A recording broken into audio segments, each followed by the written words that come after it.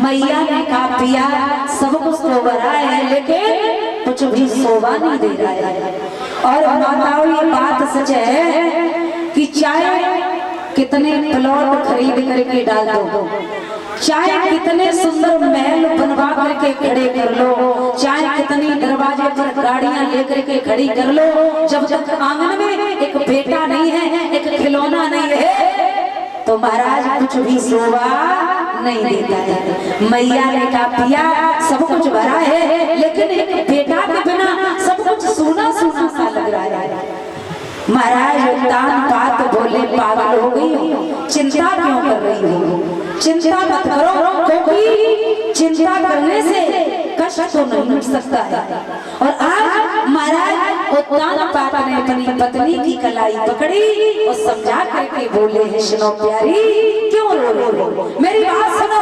और समझाए के बोले हैं और क्या बोले हैं महाराज कि ये चिंता बड़ी चिता से, सुनो प्यारी कि ये चिंता बड़ी चिता से और मेरे को नरजी वो बनाती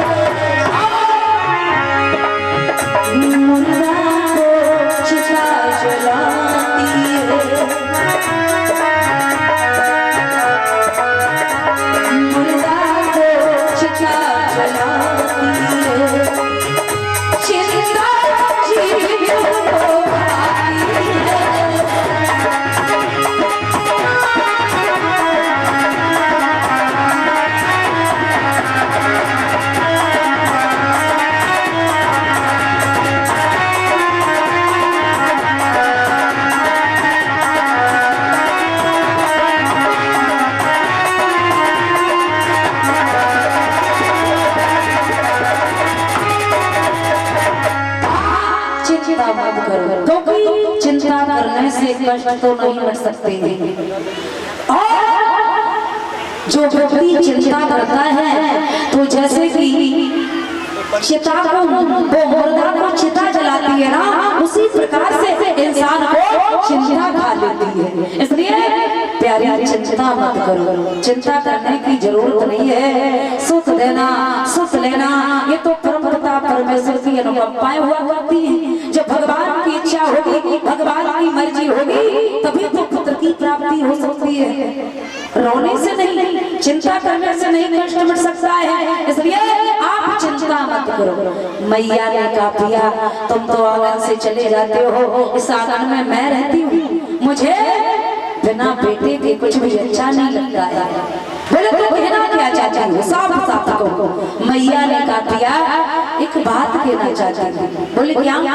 बोले मेरे गर्भ से कोई भी संतान नहीं हुई तो कोई बात नहीं, लेकिन महाराज तुम दूसरा विवाह कर लो। महाराज उत्तानपाद ने जैसे ही सुना कि दूसरा विवाह कर लो तो चीख करके बोले पागल हो गई। हर स्त्री कहा करती है कि मुझे मौत मंजूर है पर मुझे सौत नहीं, वो तुम कहती हो कि आना मैं सौत ले आओ। बिल्कुल नहीं, पागल हो गई, क्या हो गया तुम्हें?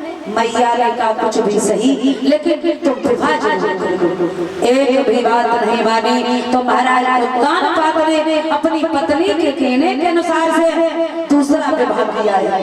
और जब दूसरा विवाह किया तो महाराज सुरुचि नाम की रानी आती है। अब डोले में बैठी हैं, डोला दरवाजे पर आया और जब दरवाजे पर आया तो मैया को खबर मिली कि मेरे पिया मेरे कहने के अनुसार से अपना दूसरा विवाह कर लाए। तो खुशी का ठिकाना नहीं रहा, तो आज दासी को बुलाया, कहा दासी जा चली जा, मेरे बहन डोले में बैठी है, कब तक डोले में बैठी रहेगी, जा उसे बड़े सम्मान के अनुसार से अंदर लेके आओ। तो आज दासी दौड़ के पहुंची, कहा चलो महारानी इस डोले में कब तक बैठी रहोगी, तुम्हारी बड़ी बहन तुमको याद कर रही है, चलो अंदर चलो, महल में चलो। और जैसे ये शब्द कहे कि तुम्हारी बड़ी बहन तुमको याद कर रही है, बड़ी नानी याद कर रही है, अंदर चलो। सौची चीख करके कहने लगी कौन बड़ी बहन के बारे में बता रही है, हम तो किसी बड़ी बहन को नहीं जानती, मेरे तो कोई बड़ी बड़ी बहन नहीं है, कौन बड़ी बहन? बोले तो चीख काय कह रही हो, आपको मालूम ना? बोले बिल्कुल नहीं। बोले तुम्हारे महाराज की दूसरी शादी हो चुकी है, यानी कि बड़ी वाली रानी। बोले मेरे पति की शादी भी हो चुकी है। बोले हाँ। बोले मेरे महाराज को बुला करके लाओ, और अगर घर में सौत मौजूद है तो मैं अंदर नहीं जा सकती हूँ। महाराज उत्तानपाद को बुलाया गया। महाराज उत्तानपाद से कहा महाराज पहले से ही घर में रानी मौजूद थी तो मुझे क्यों लेकर के आए हो? मेरा डोला वापस मेरे पिता के यहाँ भिजवा करके आओ, मैं अंदर बिल्कुल भी नहीं जा सकती।